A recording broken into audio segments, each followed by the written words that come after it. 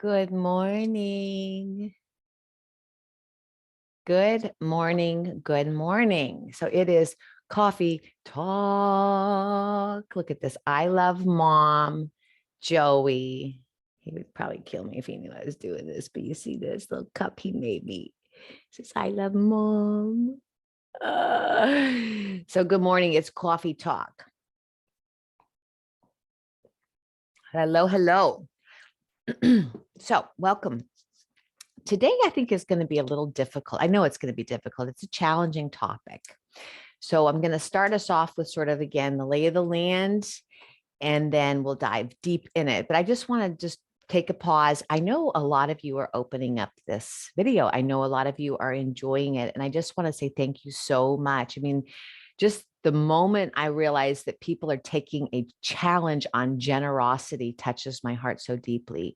So thank you for opening this. Thank you for me that you're opening it, but more importantly, thank you for the world. Like, I love the fact that we care and we want to be more generous. So thank you for that. So we're on day four of our generosity challenge. And like I said, it's going to be a difficult one because it's difficult. It's a difficult thing to talk about. So here's the lay of the land. So we in the inner circle talked about this last night. So, I have an inner circle group. It's a healthy habit group. It's learning Ayurveda, which, if you think of yoga is, from my studies, the 8-limb path. We talk about the physical movements. We talk about the breath. We talk about, being able to, quiet our mind, focus our mind, meditate, all the things on the path of yoga. Ayurveda is the sister science. It's a 5,000-year-old science, art and science, 5,000 years old. A lot of the Western medicine is looking to Ayurveda studies that they've been doing forever. And it's now just kind of sort of creeping into the Western world. But this has been around for a really long time. Ayurveda stands for knowledge of life or science of life.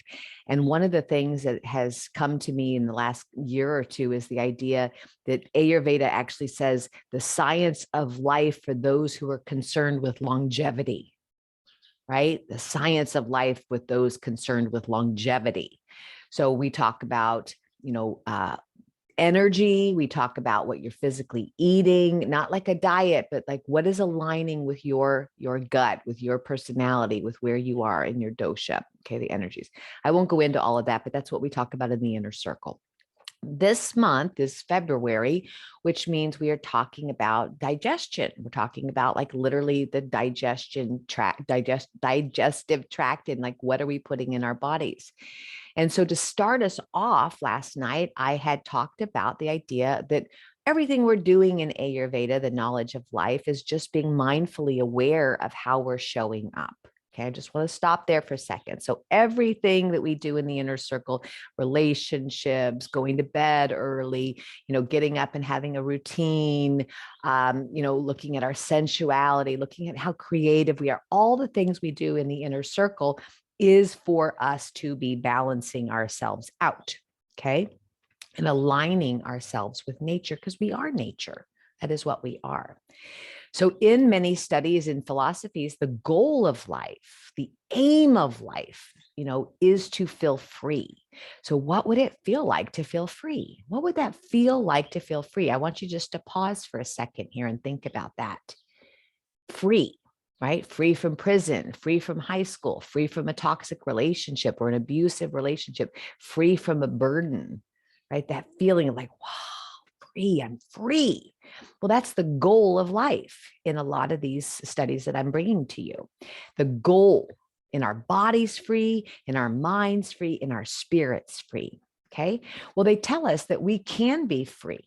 Absolutely. We can live a householder life with a sense of freedom by doing 3 things. Okay. Balancing out other aspects of our life. Balancing out other aspects of our life. And the one I'm only going to talk about with you today is wealth, money, right? Yeah. Yeah. So we talked about this last night. And if you don't have enough money, you feel shame. And if you have plenty of money, you feel guilt, right? This toxicity around money. Now, for those of you who know me, I have done so much work, so many hours and so many courses and so many books on trying to heal my money wounds. right? My mom had money wounds. Probably her parents had money wounds. And I have money wounds, poverty mindset, scarcity mindset, never going to be enough mindset. And I've had to do so much work and probably will continue to do this work throughout my life because it is so ingrained in my psyche, right? This idea of what money is. But what I'm bringing to you today, which has been so healing for me and for many, is the idea that money is energy. I know you know that, right? It's energy. We can't argue with money, right? Money is the way our system works. Fortunately, unfortunately, it is the way it works. If you do not have money to pay your bills, right, you cannot enjoy vacations, massages, plenty feelings. And if you cannot have those things, you're not then able to take care of your responsibilities in certain ways because you're, got a migraine or you're stressing. And so when we think about balancing out aspects of our life, if our money wound is causing such a big hole in our life, we cannot feel balanced and we sure as cannot feel free. Okay. So looking at your money is what we're talking about this week in the inner circle. It's important. It's really important. We're lining up with the laws of nature. And unfortunately, or fortunately, money is part of our laws, right? It's part of what we have to do. I have to have a house. I have to have, not a house. I have to have a roof. I have to have, food. I have to have, warm clothes in the winter, right? I have to have a car that can work if I need to get to my job. So money is really, really important. Now, some of you are already feeling like, why is she talking about money? Right? And I know this is what happened in our group too, right? Again, if you don't have enough money, if you're struggling with debt, you feel shame. If you have lots of money, you feel guilt, especially if it's your spouse that has all the money and you don't work, or you were given, a big inheritance from your family and you didn't really earn it.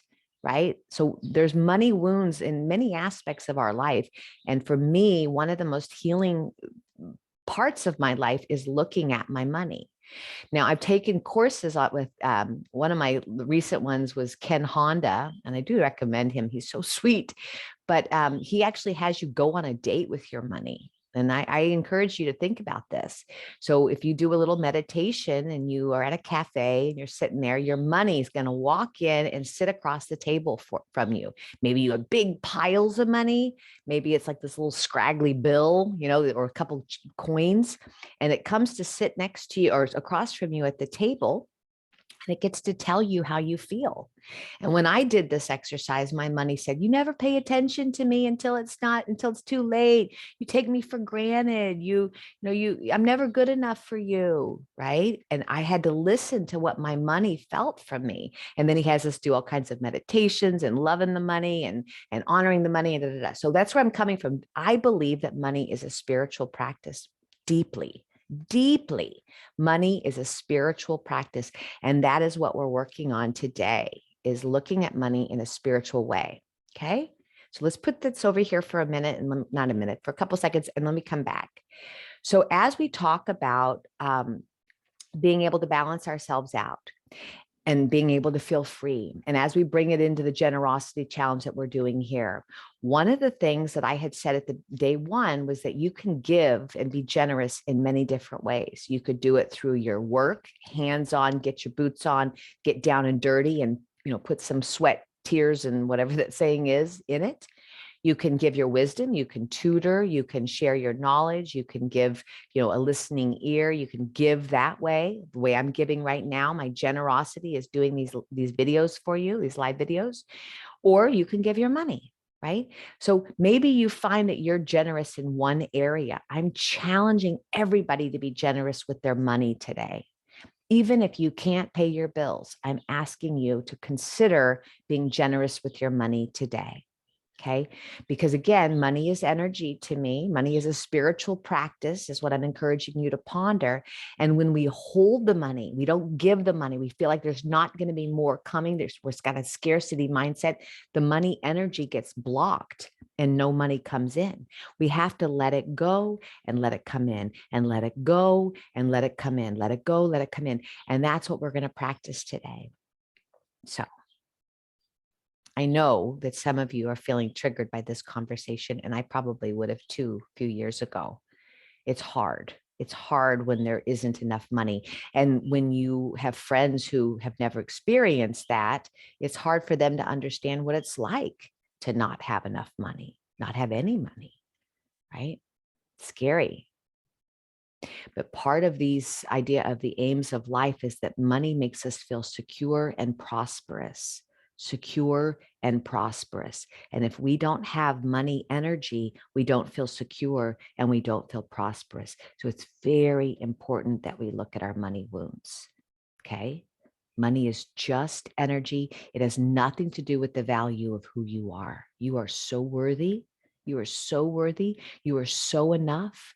I don't care what is or isn't in your bank account. And again, I work on this too. I work on this too. All right. So here's the task.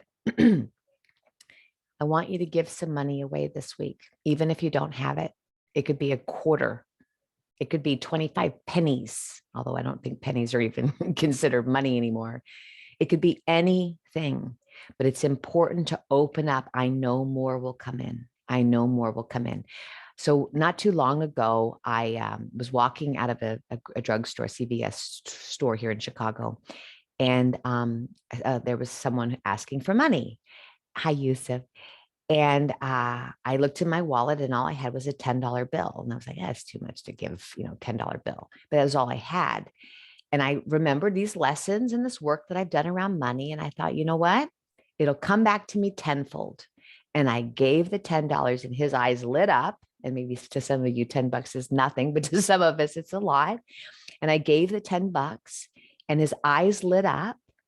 And I felt so good that I'd given him the money that later that afternoon, no kidding, and maybe you're watching, if she's watching, she sent me $100 for no reason, just telling me she liked my work, right? Later that afternoon, I gave 10 and 100 came in that I wasn't expecting. And that really taught me, okay, this is the way it works. And I find that it's true when I'm holding money and I don't want to give it and I'm afraid no money's coming in and I hold, money stalls. But if I open it, remember it's generating energy. Money is supposed to go out. You're supporting businesses, you're supporting companies, you're supporting people, you're supporting art. One of the women in the inner circle said last night, I can show you what your values are by showing me your checkbook. What do you value? Give your money to them. Give your money to the companies, to the businesses, to the people that you value, and know that more money will come in. Okay. So it doesn't matter how much you have. Some of you are very wealthy and you could give 10% of your earnings to a charity of your choice.